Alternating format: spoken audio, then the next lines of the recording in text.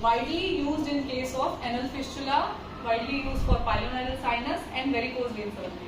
जितने भी रेडियोलॉजिस्ट होते हैं, जितने भी वैस्कुलर सर्जन होते हैं, उनकी प्रिफर्ड फाइबर होती है रेडियल फाइबर और प्रिफर्ड वेवलेंथ है 1470। लोअर बैक पेन डेवलप हो गया, कंप्रेशन हो रहा था वो वहाँ से रिलीज हो जाए और लोअर बैक पेन ठीक हो जाए, उसे परक्यूटेनियस लेजर डिस्क डीकम्प्रेशन बोलते हैं, शॉर्ट फॉर्म में PLD। 1 million healing। My personal agenda for this life is to open animal welfare center, which will be named 650 nanometer है। नेक्स्ट ये इंडिकेशन है इसकी। आप इसे टॉन्सिल रिमूवल के लिए यूज कर सकते हैं, लाइपोसक्शन में गायनेकोमेस्टिया के लिए यूज करते हैं, cosmetic gynaecology, varicose vein, anorectal surgery और डिस्क डीकम्प्रेशन के लिए यूज करते हैं। नेक्स्ट एनोरेक्टल सर्जरी में ये कॉमन इंडिकेशन है, पाइल्स फिस्टुला का लेजर या पाइल्स के श्रिंकेज के लिए लेजर यूज करते हो आप, फिस्टुला या पाइलोनाइडल साइनस ट्रैक्ट में लेजर यूज करते हैं। फिस्टुला में चैनल से हैं जो मेरे स्पेशल इनविटेशन माइग्रेन वगैरह का, तो अगर वो 6 महीने 7 महीने से पेन चल रहा है, अगर आप 1 महीने की थेरेपी देते हैं तो वो कम हो जाता है। मतलब अगर स्कोर पेन का 10 है तो वो 0.5 में बंद रह जाता है और पेशेंट की लाइफ बहुत इंप्रूव होती है सर लेजर से। जो बाहर से आने वाले पेशेंट्स हैं, मतलब इंडिया के बाहर से आने वाले ये जो NRI पेशेंट्स आते हैं, उनमें भी इस बात का बेनिफिट होता है, उनको कॉन्फिडेंस बढ़ता है कि इस क्लिनिक में लेज़र यूज़ होती है और ये अपडेटेड क्लिनिक है। तो हमें जो हमारे डेंटल में जितने भी प्रोसीजर्स हैं जिनका इस्तेमाल होता है काफ़ी बेनिफिट होता है। रूट कनाल का जो हम लोगों का प्रोसीजर है सर, हाँ सर, वो ये 3 स्टेप में होता है। हाँ जो नॉर्मल तो लेकिन कितना हम लोग कितना कम समय कम हो जाता है सर।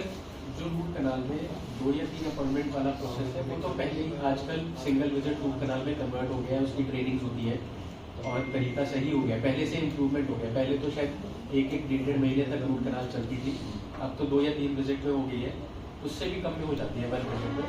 बट रिजल्ट का मैं बता सकता हूँ आपको कि अगर एक रूट कनाल का सक्सेस रेट 90-95% होता है तो लेज़र यूज़ करने से वो और 3 से 4% बढ़ जाता है, यानी नेग्लिजिबल रिजल्ट बच जाता है कि बैक्टीरिया वहाँ रहेगा और इम्प्रूवमेंट बहुत जल्दी होता है। जो हीलिंग होनी है वो फास्ट होती है, डिसइंफेक्शन ज़्यादा होता है। सर आज लेजर वर्कशॉप का कार्यक्रम हॉस्पिटल में होता है, सब क्या जानकारी?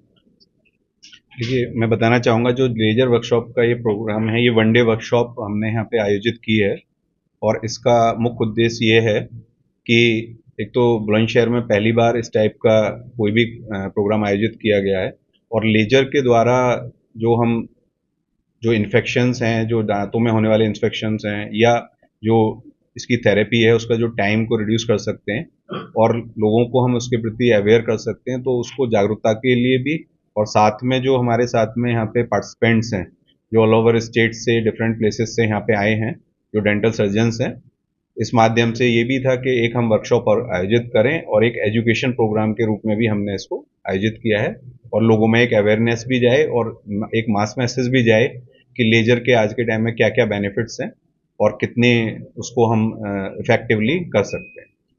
लेजर के माध्यम से जो ट्रीटमेंट होता है उसमें पैसे और समय की बचत होती है। जी डेफिनेटली, मैं चाहूँगा कि साथ में हम मेरे जो हमारे यहाँ डेंटल HOD हैं डॉक्टर निरुक्त, वो इसमें आपको जवाब देंगे। इसमें समय और पैसे दोनों की बचत होती है, तो उसको डॉक्टर निरुक्त। तो लेजर द्वारा जो ट्रीटमेंट किया जाता है उससे समय की बचत और पैसे की बचत और किस तरीके से उसको इस्तेमाल कर पाते हैं? सर देखिए, सबसे ज़्यादा ज़रूरी, सबसे पहला हमारा ऑब्जेक्टिव जो आज रहा है, क्योंकि हम लोग बड़ा इंस्टीट्यूट होने के नाते हम हर तरीके से अपनी टेक्नोलॉजी को एडवांस करने में लगे हुए हैं और सुविधाएं हमारे पास सारी हैं। अच्छा, जहाँ रहा पैसे और समय की बचत का सवाल, तो पैसा अगर पेशेंट का ट्रीटमेंट ज़्यादा सक्सेसफुल तरीके से हो पा रहा है और ज़्यादा कंप्लायंस पेशेंट को नहीं आ रही है, मतलब कि उसी इलाज में उसे ज़्यादा समय नहीं देना पड़ रहा है और ज़्यादा नहीं भटक रहा है वो मरीज़ और उसकी गुणवत्ता बढ़ जाती है इलाज की, तो अनडाउटेडली मरीज़ का पैसा जो है वो काफ़ी हद तक कम हो रहा है और सक्सेस रेट इसी से बढ़ जाता है। तो जितना भी ट्रीटमेंट ऑप्शंस हमारे इम्प्रूव हो रहे हैं, जैसे आज लेज़र के ऊपर वर्कशॉप हुई है, तो इसका बेसिक उद्देश्य यही है कि जो क्वालिटी ऑफ ट्रीटमेंट है वो एक नेक्स्ट लेवल पे हम लेके जाएं। हमारे संस्थान का उद्देश्य ही ये है कि हमारे यहाँ चाहे जनरल सर्जरी हो रही हो, चाहे लेप्रोस्कोपिक सर्जरी हो रही हो, चाहे हमारे यहाँ फेशियल ट्रॉमा ट्रीट हो रहे हो, हमारा उद्देश्य ये है कि हाई क्वालिटी हम मेंटेन करके रखें। और इसी में अगला स्टेप हमारा जो रहा है वो डेंटल ट्रीटमेंट्स को भी इन्हांस करने का रहा है, जिसमें लेज़र का बहुत बड़ा योगदान है। लेजर ट्रीटमेंट पहली बार यहाँ पर इंस्टॉल हुआ। लेज़र ट्रीटमेंट के ऊपर जो वर्कशॉप हुई है फुल फ्लेजेड इतने लोगों के सपोर्ट के साथ, वो पहली बार ही कैरी आउट हो रही है।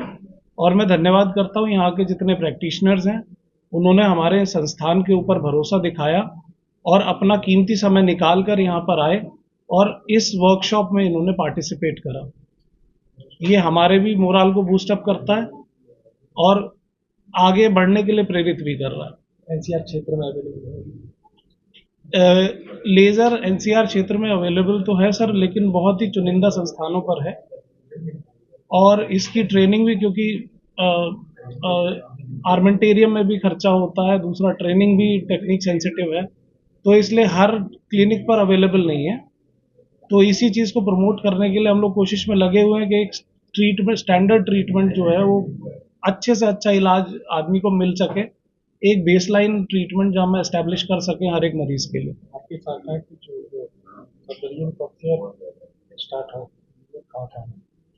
इसका यहाँ पर यूनिट्स बहुत जल्दी लग जाएंगे और आज का तो बेसिक पर्पस ये था कि हैंड्स ऑन हो इसके बाद, और बाकी डॉक्टर साहब ने पूरी अच्छे ढंग से इसे पूरा हम लोग को डेमोन्स्ट्रेट करा, इस चीज़ में हम लोगों की नॉलेज बढ़ाई